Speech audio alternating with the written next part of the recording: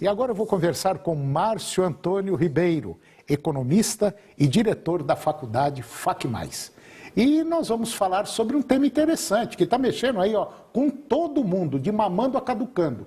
Nós vamos falar de gasolina, câmbio e petróleo. Márcio Antônio Ribeiro, bom dia. Mais uma vez, obrigado. Tudo bem? Tudo bem, Toninho, graças a Deus. Só não está bom é o preço da gasolina, né? E outras coisas mais, né? Sim, Toninho, e é algo que vem causando preocupação já há um bom tempo, né? Os combustíveis em si, principalmente se a gente olhar para a situação brasileira, né, ele está ali na base do nosso processo produtivo, né? O Brasil tem aí gargalos logísticos sérios, a gente já comentou isso em inúmeras outras várias vezes. Oportunidades, né? A gente tem um volume muito pequeno de ferrovias e acaba que todo o transporte está pautado em cima, né, do caminhão. E aí vem a questão do diesel, né, a nossa produção agrícola também, maquinária agrícola ali em cima do diesel, né? E o Brasil hoje, né, por uma questão de falta de planejamento de longo prazo, a Argentina tem a questão de muita usina termoelétrica movida a diesel, né? Então acaba criando um efeito em cascata. E esse efeito em cascata, sabe aonde que cai? Em cima de você. Você que está nos acompanhando. É em cima do quilo do tomate, do arroz, do feijão, da carne. Tudo isso influi. E muitas vezes, nós já até comentamos aqui no programa, o problema do câmbio, o problema do dólar. Nós vivemos em função do dólar. Subiu lá, estoura aqui. Baixou lá, estoura aqui também, né? Quer dizer, a nossa economia é tão frágil que não tem um ponto de equilíbrio. Então, a gente fica sempre flutuando. E é por isso que hoje nós estamos numa situação, economicamente falando, meio complicada, né, Marcos? Sim, Toninho. Aí até se colocando a questão dos combustíveis, né? O petróleo ele tem cotação internacional, apesar de a gente ter uma produção muito grande, mas o balizamento está em fator, né, aí do dólar, do câmbio, né? São bolsas internacionais que regulam esse mercado do petróleo. Né? E se a gente for olhar, né, aí nos últimos anos, uma série de 20 anos, o que a gente percebe, né? Principalmente no último ano, se você for olhar aí nessa linha amarela, em relação a toda a série histórica, o preço aí, né, da gasolina está muito, né, acima do que é a série histórica. Basta você olhar aí, né, ele mais do que dobrou nos últimos anos. Então, isso aí tem um impacto muito grande, né? Como é a questão aí do preço do petróleo, né? Ele caiu ali no ano passado em relação àquele período do Covid e depois teve uma alta vertiginosa, né? Os países aí, como os da OPEP, né, seguraram um pouco a produção de petróleo e causou essa situação, né? E a gente tem nessa última linha a relação petróleo-gasolina, ou seja, quantos litros de gasolina que eu compro com o equivalente ao valor de um barril de petróleo, né? Então a gente vê que, apesar de ter subido esse número, né, quantidade de litros de gasolina que eu compro com o equivalente, né, ao preço de um barril de petróleo, a situação está complicada. E tem um detalhe, Toninho, que aí é importante a gente frisar.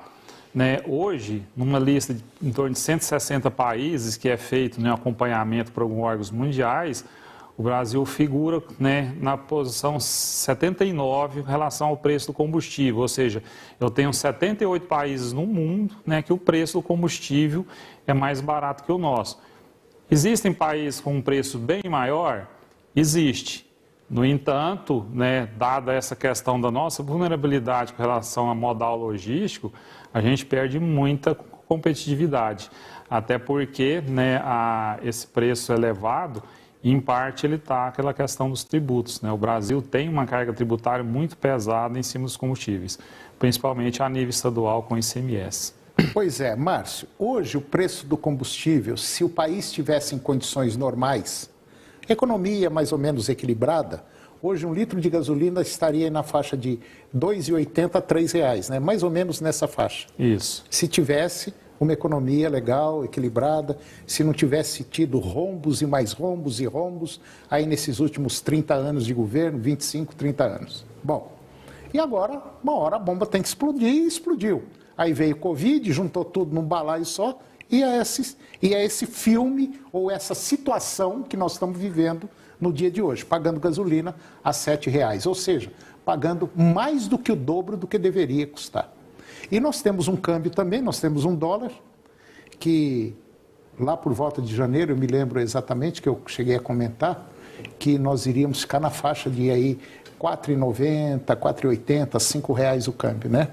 Só que está bem mais do que isso, né? Sim, está bem mais, Toninho. E com os déficits no orçamento público que a gente vem verificando, o risco é de que esse, né, valor possa subir bastante ao longo do final desse 2021 e ao longo de 2022, né? Até porque é um ano de eleições políticas, né?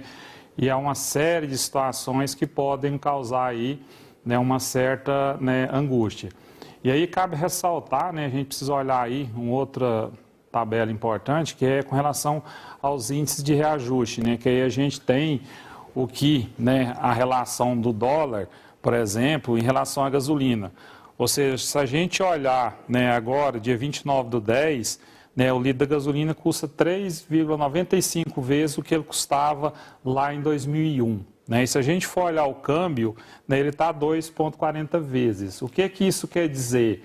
Que esse argumento, né, de que o principal fator que prejudica o preço da gasolina é o câmbio, ele cai por terra, né? Que você vê que o câmbio não se elevou tanto assim em relação ao que elevou subir o preço da gasolina. Ou seja, existe esse outro fator, né, administrado aí, que aí não vamos entrar aqui nesse viés de ser uma empresa pública, Petrobras, ingerência de governo, mas fica evidenciado que está ali alguma coisa nessa relação câmbio-preço da gasolina, apesar de haver a influência, não está tão próximo assim, né? É preciso se explicar algumas coisas nessas altas recentes do preço do combustível. Eu acho que é tudo, Márcio, uma questão de, vamos dizer assim, de planejamento. Parece que nunca teve um planejamento, assim, uma coisa séria no nosso país, né, Márcio? Sim, Toninho, falta planejamento. A população não ajuda e o governo também não faz como deveria fazer. Então fica uma coisa assim, não, vamos tocando para ver como é que fica. Vai levando. Parece que aqui no Brasil tudo funciona assim em cima do apaga-fogo, né? Apaga aqui, daí a pouco surge um foco ali, apaga lá, surge outro. Quer dizer, não tem uma coisa, a população participando do sistema governamental, tanto municipal, estadual quanto federal. E cada governo que entra pega uma situação muito pior do que o anterior. E nesse caso específico, Antônio, preços dos combustíveis, aí vamos trazer mais propriamente para a gasolina, existe, né, no caso do Brasil, um viés, né, um pouco mais cruel em cima da população, principalmente de baixa renda. A gente tem um sistema de transporte público precário, o que acaba fazendo com uma parcela muito grande da população, né, ainda que não tivesse condições, precise, né, adquirir um carro ou uma moto e usar na sua locomoção diária para o trabalho todos os dias.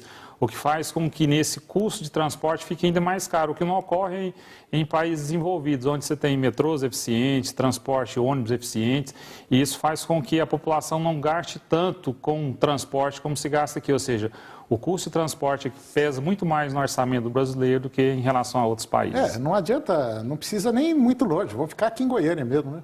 Isso, aqui mesmo, né? Isso é muito claro. Aqui, é muito claro. Nós temos aí um transporte aqui no município que é considerado aí, pelo amor de Deus, é muito ruim. Isso, é fato. Quer dizer, e você vê aí, o pessoal é transportado com todo respeito, longe disso, mas transportado pior do que animal. O animal, para ser transportado num caminhão para ir para o frigorífico, não é desse jeito não, tem um número certinho, não pode nem mais nem menos. É aquilo ali. Para quê? Para não atrapalhar um outro. Agora aqui você olha o pessoal entrando dentro de um ônibus, pelo amor de Deus, é desumano o que está acontecendo. Então isso faz com que a pessoa seja forçada a utilizar meios de transporte, né, ou moto, ou mesmo carro, que acabe se tornando mais caro do que se a gente tivesse ônibus, metrô, ou mesmo, né, trens expressos aí que conseguisse dar uma condição melhor. Ô Márcio, condição de resolver você sabe que tem, né? Sim, existe. Mas vai precisar ver o interesse político. Condição de resolver, sabe que tem que ter um interesse político e tem que ter também uma cobrança da população. A população tem que ser mais ligada, mais linkada ao que está acontecendo agora. Ah, mas eu não tenho força, deixa. Olha, não é por aí o caminho, não. Se a gente deixar, a coisa vai piorar e vai piorar muito. Márcio, mais uma vez, obrigado pela sua presença aqui no nosso programa. Muito obrigado mesmo. E daqui um dia você vai estar aqui de volta de novo, se Deus quiser. À disposição, Toninho. Obrigado. Eu agradeço.